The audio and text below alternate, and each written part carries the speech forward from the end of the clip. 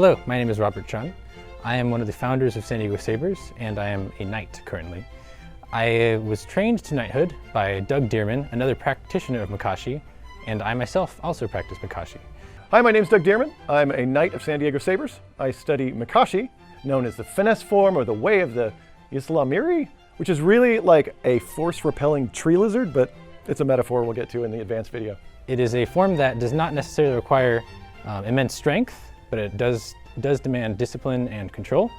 It is a form that I was drawn to because I enjoy those things, and you might as well.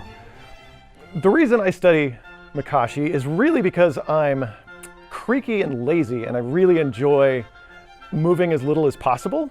And when you move lots of muscles a little bit, all at the same time, you go fast. Makashi is a form that lends itself to a variety of different body types or body mechanics. For example, if you are very strong, you may enjoy a defensive style of Makashi. If you are very quick and fast and agile, you may prefer a more offensive or balanced type of Makashi. Maximizing your range, being tall and having rangy arms can help. It's not so much about strength. We tend to be noodly armed. Because Makashi uses simple, direct motions, being in and out of range and the ability to judge that range is a crucial part of it and something that you'll develop over time practicing Makashi. So your sword hand should be at about waist level and held out neutrally, not extended.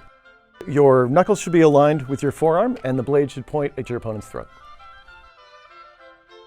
From feet up, your leading foot matches your sword hand.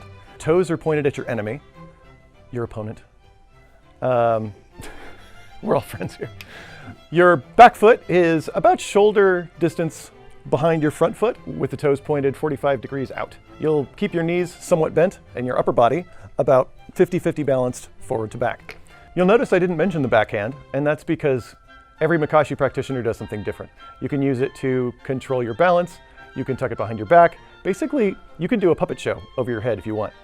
Basically, whatever works for you, as long as you keep your backhand out of the way and not a target, and you don't telegraph it to your opponent.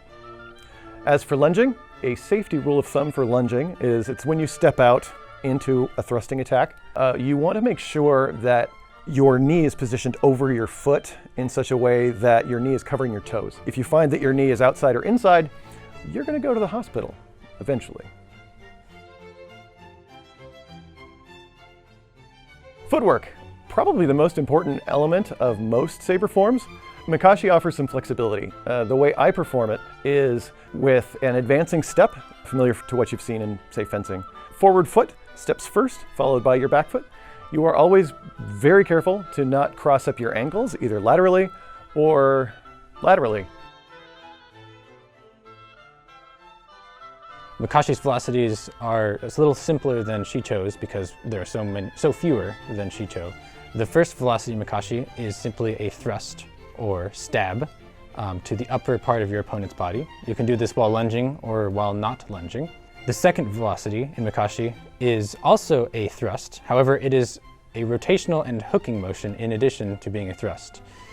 Velocity 2 can be done from the left side or the right side, or the inner side or the outer side. When you accomplish this, your hand will end up with your palm up or your palm down, depending on the side at which you are executing the velocity. The third velocity of Makashi is a head tap or newspaper whack or something like that. Breathe, son, breathe. So the principal thing you need to keep in mind when doing any strike in Makashi is blade control.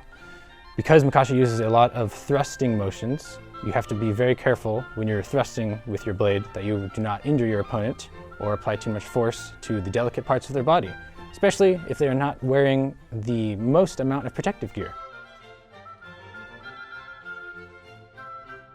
So parries in Makashi are a little different than they are with Shicho and many other forms, largely because you are often practicing Makashi with one hand and you do not have as much strength with one hand as most people do with two. As such, parries in Makashi often result in simply redirecting your opponent's blade to a place they don't want it to go versus simply stopping it with an iron fist or with a brick wall. Specifically, parries 5 and 9 are flipped in direction versus when performed with two hands like in other forms.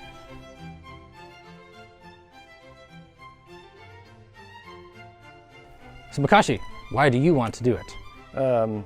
If you've got very long arms and legs, Makashi is the style for you, because that lets you stay in place and let your opponent do all the moving. Well, if you like fast motions, if you like being agile, if you like being quick, if you like winning tournaments. Do you like reptiles from space? And do you not like the Force very much? If you don't like using a lot of energy to win your fights, if you like poking people, if you like being super slick and cool and agile and stuff like that, Makashi is the choice for you, maybe. Find out more on the next episode of Makashi.